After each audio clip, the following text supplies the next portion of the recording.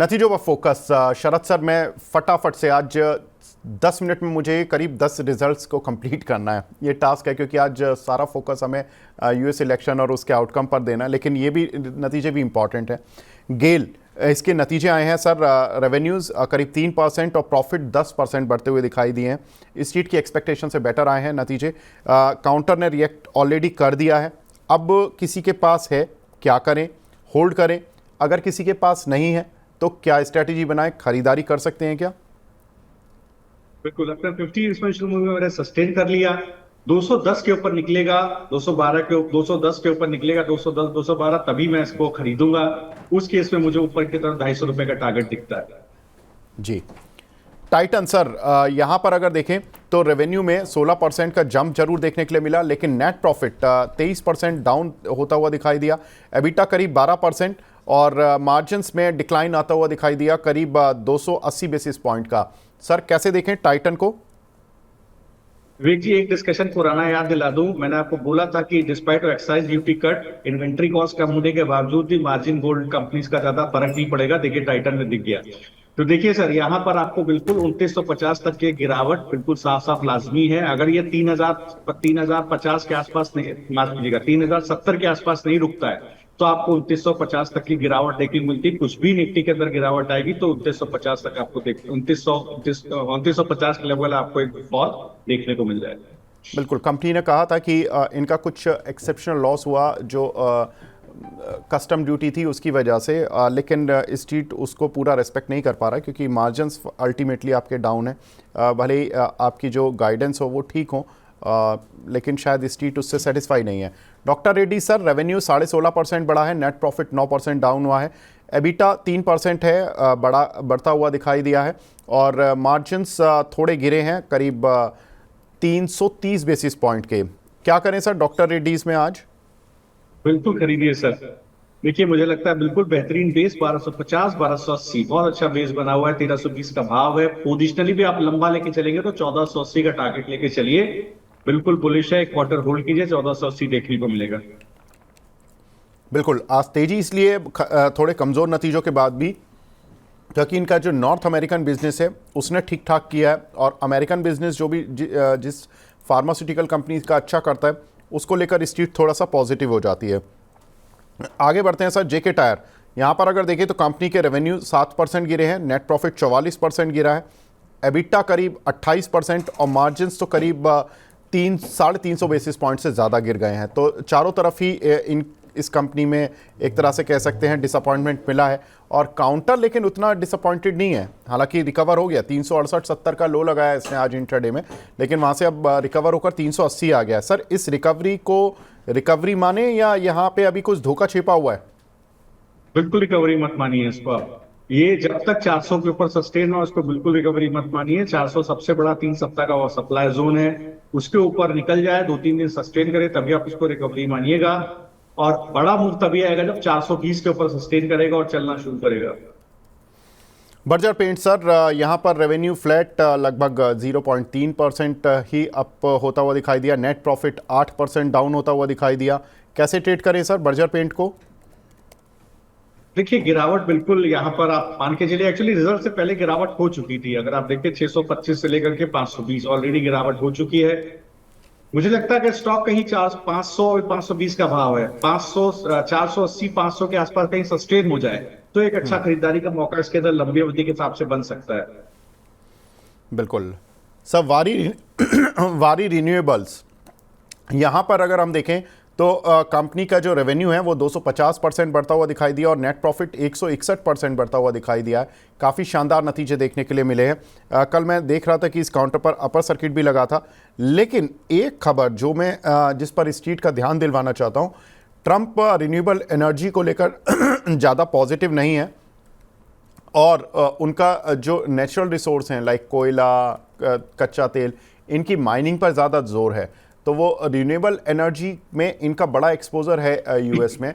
Sir कैसे देखें? Result अच्छे, लेकिन आउटलुक पर थोड़ा संशय अगर ट्रंप जीतते हैं तो। देखिए वो बिल्कुल सही कह रहे हैं आप। और दूसरी चीज, जब कभी काउंटर लिस्ट हो और इसके बाद रिजल्ट आने के आसपास उसमें एक बढ़िया स्विंग आए, उस वक्त प्रॉफिट बुक कर लेना चाहिए। उस वक्त बिल्कुल रुकना नहीं चाहिए। वहां हो सकता है आपको उसे झटका लग जाए। तो जो आज का स्विंग हाई है 3745, आज कभी 3536 का भाव है स्टॉक के अंदर, ऊपर के लेवल से प्रॉफिट बुकिंग देखने को मिल रही है। बिल्कुल एग्जिट कर दीजिए। अगर 3745 के ऊपर सस्टेन कर जाए तभी आप इसको दोबारा खरीदिएगा, वरना इसको बिल्कुल इग्नोर कीजिएगा। बिल्कुल। तो यहाँ पर इस काउंटर पर आपको राय मिल चुकी है। मन्नापुरम फाइनेंस सर, यहाँ पर नतीजे अच्छे देखने के लिए मिले हैं। स्ट्रीट की एक्सपेक्टेशन कम थी, लेकिन प्रॉफिट 2% बढ़ा है। बढ़ने के लिए केवल 2% है, लेकिन रिजल्ट्स अच्छे हैं क्योंकि स्ट्रीट की एक्सपेक्टेशन 470 से और 530-540 तक ही करोड़ के प्रॉफिट रहने की थी। कंपनी ने 572 करोड़ का प्रॉफिट दे दिया और इनकम भी 21% बढ़ गई है। कैसे देखें सर मन्नापुरम फाइनेंस को आप? देखिए वीकली चार्ट्स पे डब्ल्यू बॉटम पैटर्न बन रहा है इसका, जिसका बेस है 140। हो सकता है फर्दर गिरावट आए। गिरावट आए तो 140 के स्टॉप लॉस से आप खरीदिए, एक्यूमुलेट कीजिए। मुझे लगता है आने वाले क्वार्टर्स में सिक्वेंशियली रिजल्ट्स बेहतर हो सकते हैं विवेक जी, और 180 से लेके 195 तक का पुल बैक आपको देखने को मिल सकता है। तो बड़ा टारगेट यहाँ खुल सकता है अगर आप धीरे धीरे करके इसको एक्यूमुलेट करें। जी। मैक्स हेल्थ केयर सर, इसके नतीजे भी देखने के लिए मिले हैं। रेवेन्यू 25% और नेट प्रॉफिट केवल 2% बढ़ता हुआ दिखाई दिया है। कैसे ट्रेड करें सर इसको आज? बिल्कुल, देखिए मैक्स हेल्थ को बिल्कुल होल्ड कीजिए। रिजल्ट ठीक है, अच्छे हैं। मुझे लगता है बिल्कुल यहाँ पर 1150 तक का टारगेट बिल्कुल पोजिशनली खुलता हुआ दिखाई दे रहा है। बेस है करीब, आप देखेंगे तो पिछले सप्ताह एक अच्छा बेस बना था करीब 940 रुपए के आसपास। डिप मिले तो आप बिल्कुल उसको खरीदारी कीजिए। 1150 के टारगेट के लिए पोजिशनली होल्ड कीजिए, एक क्वार्टर का समय दीजिए। बिल्कुल। तो यहाँ पर थोड़ा सा समय देना पड़ेगा, लेकिन होल्ड कर सकते हैं।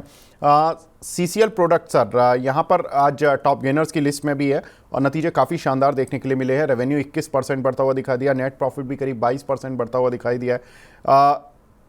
कॉफ़ी चाय से जुड़ी एक कंपनी, यहाँ पर नतीजे सभी कंपनीज के अच्छे देखने के लिए मिल रहे हैं।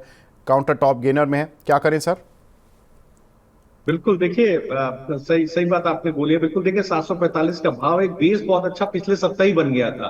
पिछले सप्ताह ही अच्छी खरीदारी इसके अंदर देखने को मिल गई थी 630 रुपए के बेस से, जो अभी सप्ताह करीब बेस 680 रुपए के आसपास शिफ्ट हो गया है। अभी देखिए अपना स्विंग हाई 855 वहां तक जाएगा। बिल्कुल बाय ऑन डिप्स का व्यू रखिए। आप थोड़ा सा स्टॉप लॉस ऐसी कोई चीज नहीं होती। डिमांड जोन सबसे बड़ा इसका 630 के आसपास है। मुझे लगता है थोड़ा थोड़ा करके फिर आपको पैसा डालना पड़ेगा। अगर आप आज इंटर कर रहे हैं, पहले इंटर किया है तो आप 855 के टारगेट के लिए बिल्कुल होल्ड कीजिए।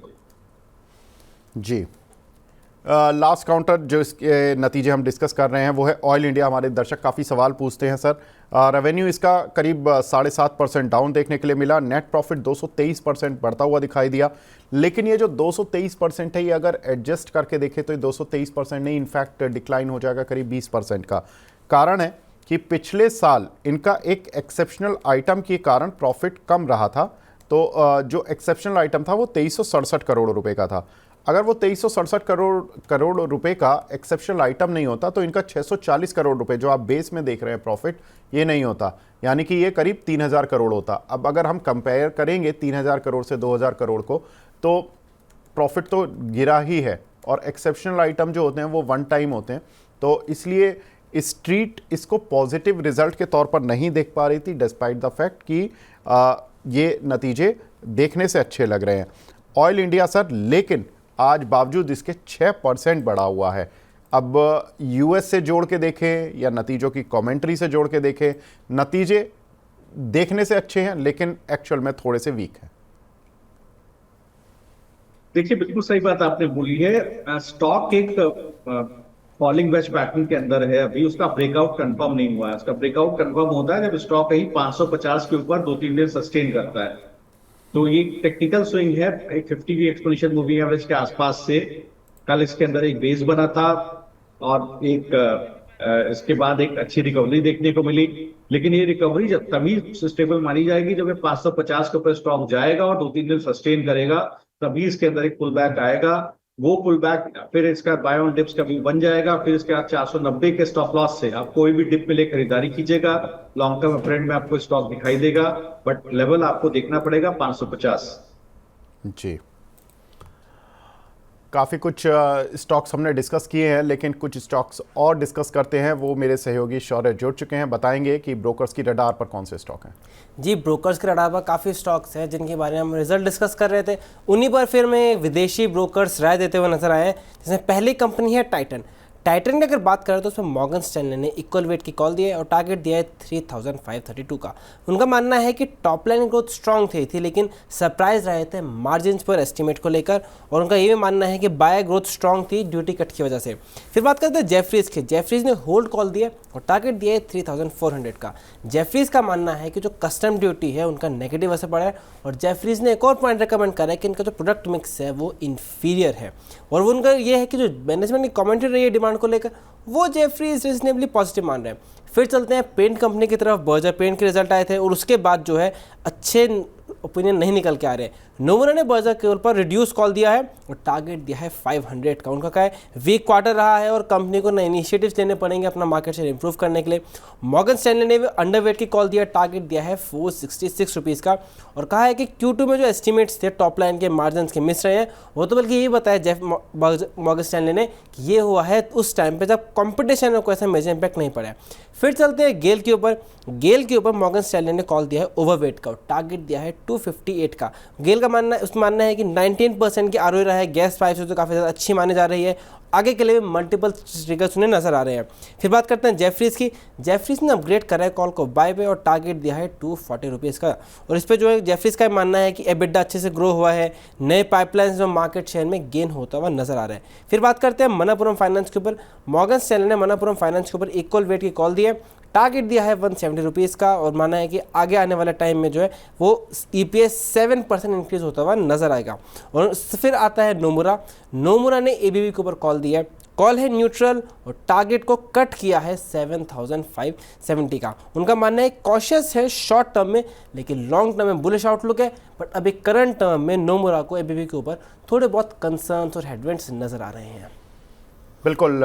तो इस स्ट्रीट ने आई थिंक इन रिपोर्ट्स को पहले ही पढ़ लिया है और उस पर रिएक्ट भी कर दिया है। गेल जहां पर कि आउट परफॉर्म ओवरवेट की रेटिंग इसीलिए काउंटर आज 6% ऊपर भी है, और बर्जर पेंट मिली जुली सी राय है तो इसीलिए काउंटर भी बिल्कुल फ्लैट पड़ा हुआ है।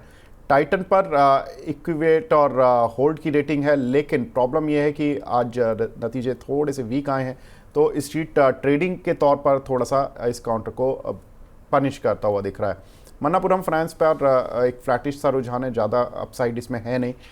इक्वल वेट की रेटिंग है मॉर्गन स्टैनले की, और ABB के नतीजे तो परसों ही हमने देख लिए थे, तो कल हमने उनको रीड भी कर लिया था, तो इस पर भी न्यूट्रल रेटिंग है नोमुरा की।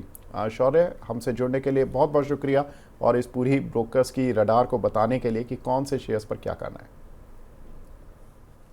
आगे बढ़ते हैं, कुछ नतीजे जो आज आने वाले हैं उनको भी एक बार देख लेते हैं। Tata steel, Trident, JSPL, delta Corp, power grid और राइट्स, ये कुछ एक शेयर्स हैं जिनके नतीजे देखने के लिए मिलेंगे।